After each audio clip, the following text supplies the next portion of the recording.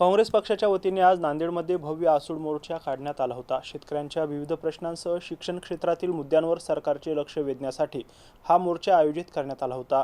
काँग्रेस पक्षाच्या वतीने आज प्रदेशाध्यक्ष हर्षवर्धन सपकाळ यांच्या उपस्थितीत नांदेडमध्ये आसूड मोर्चा काढण्यात आला होता।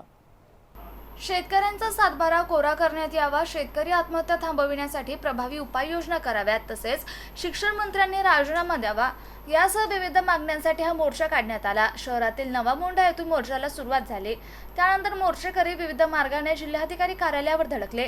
जिल्हाधिकारी कार्यालयासमोर मोर्चाचा समारोप करण्यात आला। या मोर्चामध्ये जिल्हाभरातील काँग्रेस पदाधिकारी, कार्यकर्ते आणि हजारो शेतकरी सहभागी झाले होते।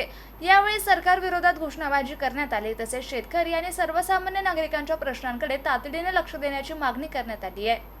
Shriram Motarge, MCN news, Nanded. काय मागण्या होत्या नेमक्या कशासाठी? आज काँग्रेस पक्षाच्या वतीनं विराट असा 5 ते 6 हजार शेतकऱ्यांचा जिल्हाधिकारी कार्यालयावर आसूड मोर्चा काढण्यात आला।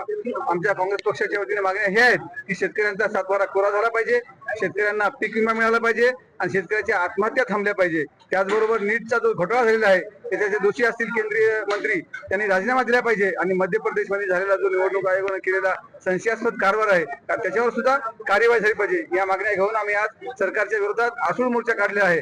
या मोर्चाचं नेतृत्व आदरणीय काँग्रेस पक्षाचे प्रदेशाध्यक्ष हर्षवर्धन सपकाळ साहेब, त्याचबरोबर काँग्रेसचे जिल्ह्याचे खासदार रवींद्रदादा चव्हाण साहेब, माजी आमदार बेटमावरकर साहेब असतील, भिंगे सर आहेत, माजी जिल्हाध्यक्ष सर्व आणि सर्व पक्षाचे ज्येष्ठ मंडळी यांच्या नेतृत्वात आज मोर्चा काढण्यात आला।